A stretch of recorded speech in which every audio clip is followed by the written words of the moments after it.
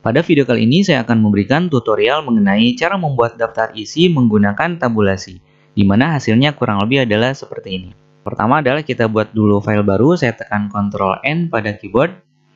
Nah, kemudian seperti biasa, sebelum kita mulai pengetikan, kita tekan dulu CTRL-A pada keyboard untuk menyeleksi semuanya. Kemudian di menu Home, kita klik No Spacing untuk menghilangkan spasi. Kemudian kita klik rata tengah atau Align Center, karena di sini kita akan mengetikkan judul ya. Nah, kemudian untuk spasinya kita berikan 1,5. Ini masih dalam posisi di blok semua ya. Tekan Ctrl A, kemudian di menu Home kita klik tanda panah di icon Line and Paragraph Spacing. Kemudian di sini kita pilih 1,5 spasinya ya. Nah, kemudian kita pastikan juga bahwa rulernya sudah muncul ya. Jadi ruler itu ada ruler horizontal, ada ruler vertikal. Untuk memunculkan ruler kita klik menu View. Kemudian checklist pilihan ruler. Karena kalau kita tidak di checklist pilihan rulernya, maka nanti tidak akan muncul ya. Jadi kita harus checklist rulernya, sehingga nanti muncul tampilan ruler di sini. Oke, kita kembali ke menu Home, dan sekarang kita akan mulai untuk pengetikan poin-poinnya. Kita ketikkan dulu judul di sini, daftar isi. Kemudian saya tekan Enter, 1, 2, 3. Saya tekan Enter 3 kali. Kemudian selanjutnya kita klik Align Left untuk mengubah menjadi rata kiri. Nah, sekarang kita akan buatkan dulu poin-poin judul bab utamanya ya. Jadi kata pengantar, daftar isi, dan seterusnya. Kita lanjutkan dulu untuk pengetikan judul babnya ya. Di sini kata pengantar, Enter, daftar isi, Enter, bab 1 Romawi ya. Bab 1 Romawi itu berarti bab I, pendahuluan.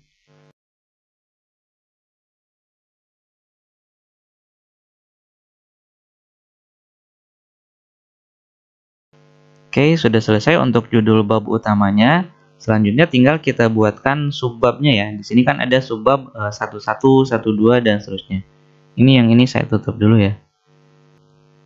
Kembali ke yang tadi. Nah, untuk membuat subbab yang pertama kita klik dulu di ujung baris yang ini ya, bab 1 pendahuluan, kita klik di ujung barisnya lalu tekan Enter. Kemudian kita ketikkan nomornya.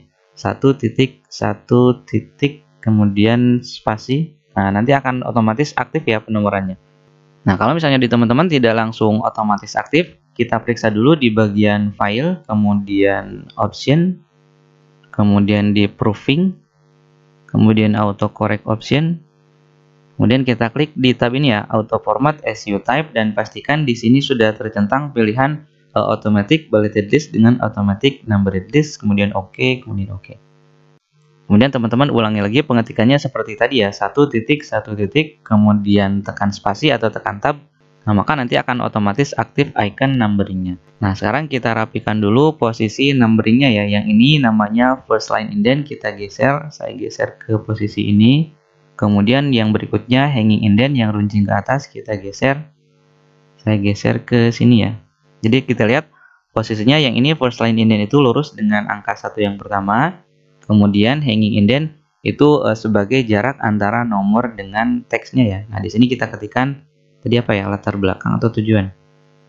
Nah, latar belakang, rumusan masalah, sistematika, dan tujuan. Oke, di sini kita ketikkan latar, huruf kecil ya. Latar belakang. Enter, nanti akan otomatis muncul penomoran berikutnya. Rumusan masalah. Kemudian Enter lagi. Kemudian sistematika penulisan. Enter lagi. Kemudian tujuan. Nah, selesai untuk subbab yang pertama. Kita buat subbab yang kedua untuk yang ini ya, landasan teori dan seterusnya. Nah, langkahnya sama seperti tadi. Jadi pertama kita tempatkan dulu kursor di ujung baris bab 2. Kita klik di sini. Kemudian Enter. Nah, kemudian di sini kita ketikkan 2.1 kemudian spasi. Nah, ternyata di sini icon numberingnya tidak otomatis aktif ya. Nah, maka kalau seperti ini caranya adalah kita hapus dulu yang ini. Jadi kita klik saja di tanda panah di icon numbering, kemudian di find new number format. Nah, di sini kita hapus. Kita ketikkan saja formatnya ya, 2. Kemudian di sini kita pilih 1, 2, 3, kemudian di ujungnya kita berikan titik. Nah, jadi nanti penomorannya seperti itu. Oke, kita klik tombol OK, maka akan muncul seperti ini. Tinggal kita rapikan, ini geser ke sini, ini geser ke sini. Oke, kita lanjutkan. Untuk poin-poinnya adalah landasan teori, penelitian terdahulu, kerangka pemikiran. Landasan teori, kemudian enter, penelitian terdahulu, kemudian enter, kerangka pemikiran. Nah, selesai untuk subbab yang kedua.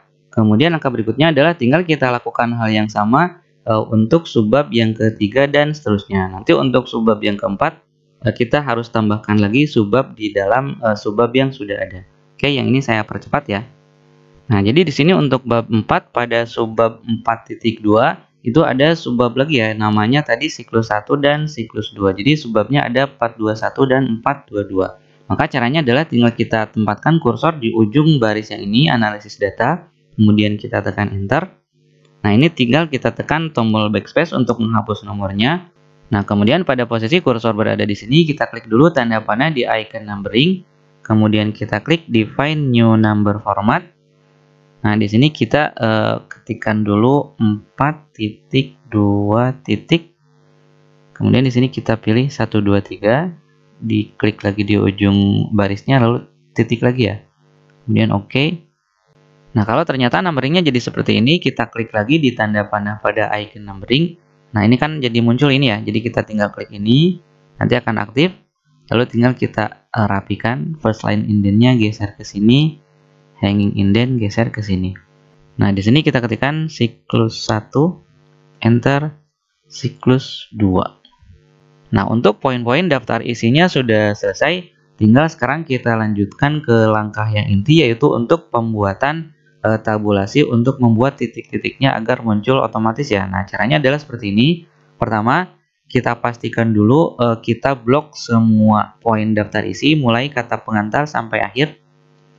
Nah, sekali lagi pastikan semuanya terblok ya, kata pengantar sampai yang terakhir. Semuanya harus dalam posisi di blok. Nah, kemudian setelah kita blok semua poin-poinnya, langkah berikutnya adalah kita arahkan dulu kursor mouse ke area ini ya, yang ada di sudut kiri atas, yang ada tabulasi kiri. Bentuknya seperti huruf L ya. Ini namanya left tab. Kita klik di sini satu kali, dia akan berubah menjadi center tab atau tabulasi tengah.